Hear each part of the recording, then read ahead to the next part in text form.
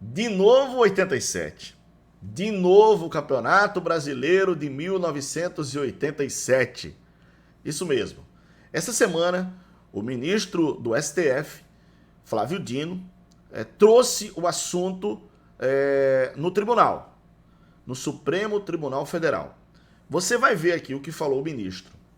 Eu também vou trazer para vocês de forma imparcial o que aconteceu em 1987 com relação ao Campeonato Brasileiro. Vou trazer tudo, desde a criação da Copa União e também dos fatos que levaram o Sport e Guarani a disputarem a Libertadores de 1988. Então, fica no vídeo. Loja Online Pitu, o seu boteco na internet, apresenta...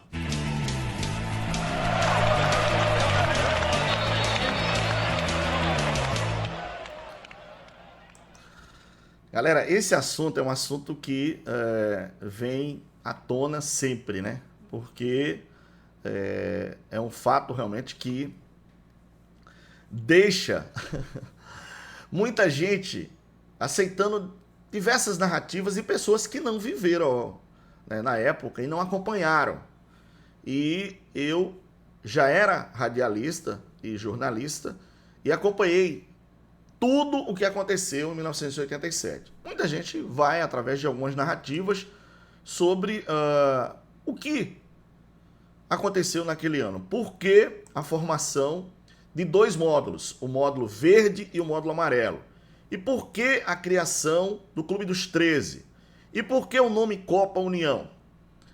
Eu vou explicar isso para vocês aqui e com detalhes, galera, porque eu acompanhei, acompanhei, entrevistei, conversei e passei naquela ocasião todos os dados jornalísticos que eu tinha. Então muita gente viu o Galo cantar, mas não sabe aonde. E eu vou tentar passar todos os detalhes desde a criação da Copa União, tá? Desde os fatos reais que aconteceram sobre aquele Campeonato Brasileiro de 87. E vou trazer também o que falou o ministro Flávio Dino.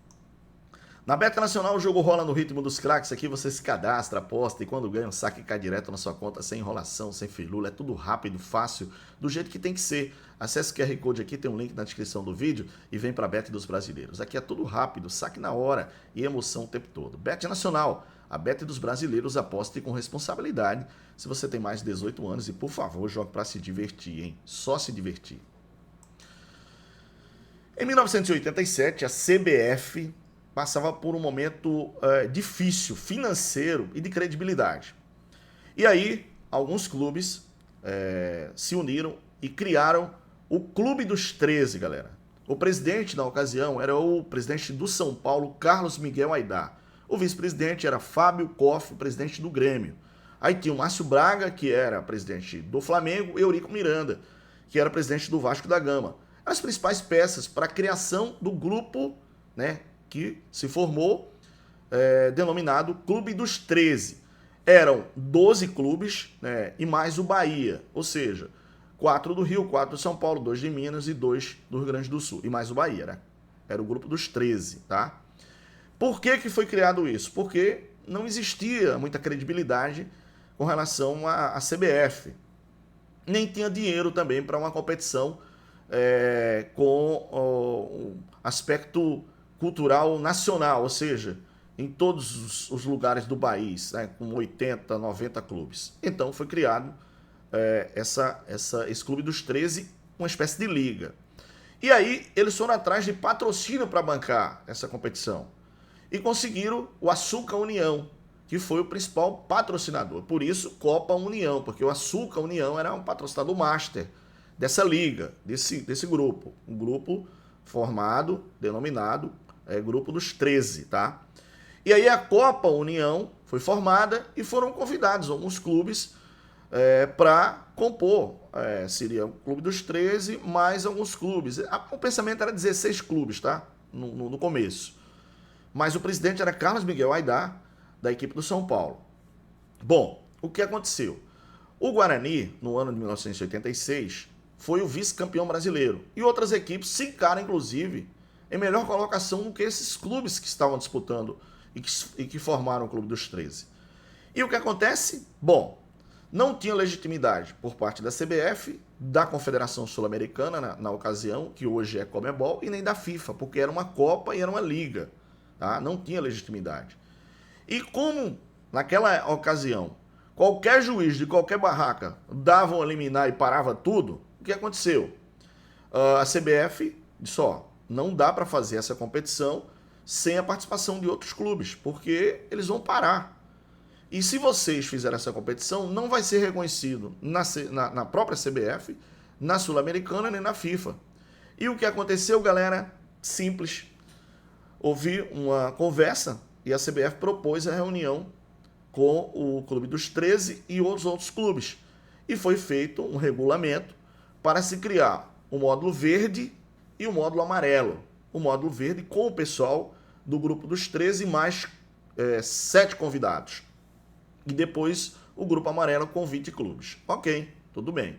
No regulamento dizia que no final o campeão e o vice do módulo verde cruzaria com o campeão e o vice do módulo amarelo. Todo mundo assinou o regulamento, que inclusive foi uma ideia do Eurico Miranda, para que não parasse a competição, não fosse judicializado, ou seja, ninguém entrasse na justiça e parasse. Então foi feito, né, um regulamento, todo mundo assinou, papapá. Beleza, tudo bem. Quando chegou no final da competição, aliás, deixa eu contar uma passagem interessante aqui, que era a Copa União, tá? Porque o Açúcar União era patrocinador. Porém, com o Carlos Miguel Aidar, o pessoal que tinha muita influência a nível de publicidade, conseguiu um grande patrocínio que foi a Coca-Cola. E a Coca-Cola começou a anunciar nas camisas dos clubes que participavam do módulo verde. Ou seja, o clube dos 13 mais os convidados.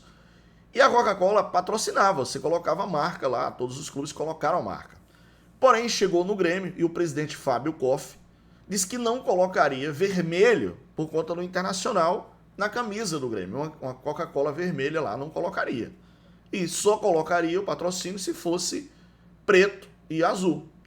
E o pessoal da Coca-Cola ficou nesse impasse e teve que ser consultado o marketing nos Estados Unidos e pedido uma liberação. Pela primeira vez no mundo, a Coca-Cola anunciou com as cores preto e azul no Grêmio. Esse é um fato interessante daquela ocasião.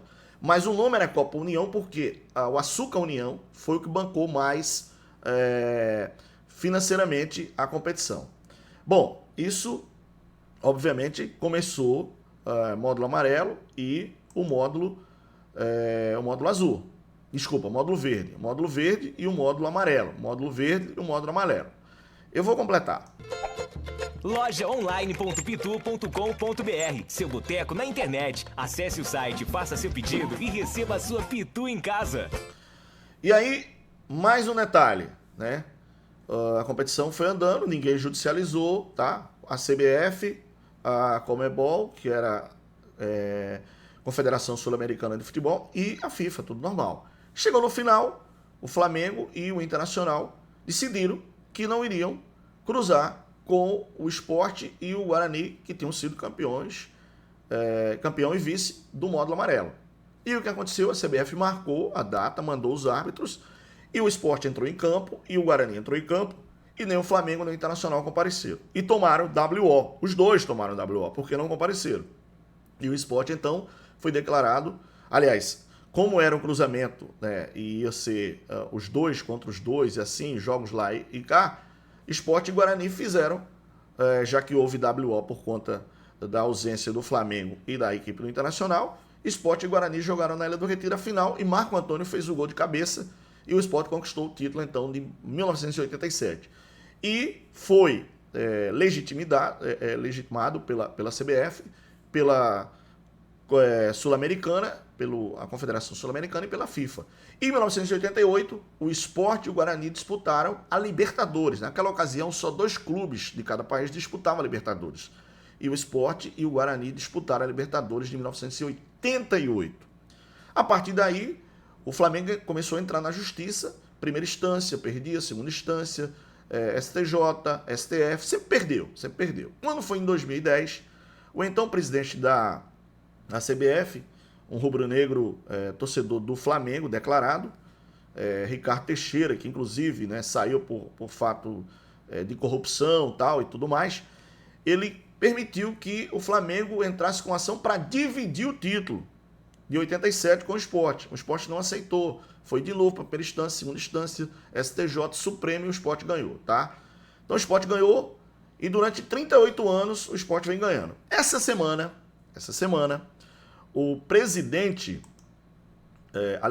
o ministro do Supremo Tribunal Federal, Flávio Dino, trouxe esse assunto na reunião do plenário. Então, vamos ver aqui o que falou o ministro do Supremo Tribunal Federal, Flávio Dino. Vamos lá. Do modo como as outras agências do Estado e da sociedade funcionam. E isso, de fato, sobrecarrega e judicializa quase tudo. Até o Campeonato Brasileiro de Futebol, que o professor Marcelo falou, nós já julgamos 2 vezes o campeonato de 87. A secretária Natália não era viva, não tinha nascido, mas é uma controvérsia sobre o Flamengo e o Sport. E o Supremo já julgou 2 vezes que foi o Sport, o campeão brasileiro de 87. Mas claro que toda a imensa legião flamenguista diz o quê? Que o Supremo é ativista, etc., se mete onde não deve. E os torcedores do Sport dizem que bom que existe o Supremo. Bom, então ele reconhece que em 2 ocasiões o Supremo julgou e o Sport é campeão brasileiro de 87. Então, torcedor, isso, cada vez que entra um novo ministro, que entra uma nova composição no Supremo, existe nova ação. E como o próprio ministro falou aí, quer dizer, o Supremo não deveria ter se metido nessa história. Mas em todas as instâncias o Sport ganhou. Isso é fato, tá? E quem disputou a Libertadores foi o Sport. E quem disputou a Libertadores foi o Guarani. E o Flamengo e o Internacional não disputaram a Libertadores em 1988. Por quê? Porque não quiseram cumprir um regulamento que foi assinado por todos os clubes, inclusive o próprio presidente do Vasco, Eurico Miranda, foi que organizou tudo para que a competição tivesse legitimidade e ninguém entrasse com ação na justiça para parar a competição e todo mundo ficar sem jogar. Então foi isso que aconteceu de fato e de direito em relação ao título brasileiro de 87. E você tire suas dúvidas, tá? E, obviamente, tire a sua conclusão, tá? Obrigado, deixa eu pedir um like, um gostei, um joinha a vocês aqui, tá? Dá essa moral pra gente, fala pra todo mundo no nosso canal, youtube.com/Roberto Nascimento TV. Claro, acompanhei tudo, na época eu era radialista e jornalista do Grupo Verdes Mares de Comunicação, a Rádio Tamandaré, e viajei muito para acompanhar jogos e, enfim, tudo que aconteceu em 1987. Lojaonline.pitu.com.br, seu boteco na internet. Acesse o site, faça seu pedido e receba a sua Pitu em casa. Bom, isso é fato, isso é direito, isso é jurídico. Qualquer outra situação, aí é uma narrativa que vai se vender, porque esses são os fatos reais do que aconteceu em 1987, há 38 anos, galera. Muito tempo, né? Obrigado, fica na paz de Deus. Like, joinha, se inscreve aqui, dá moral. Tchau.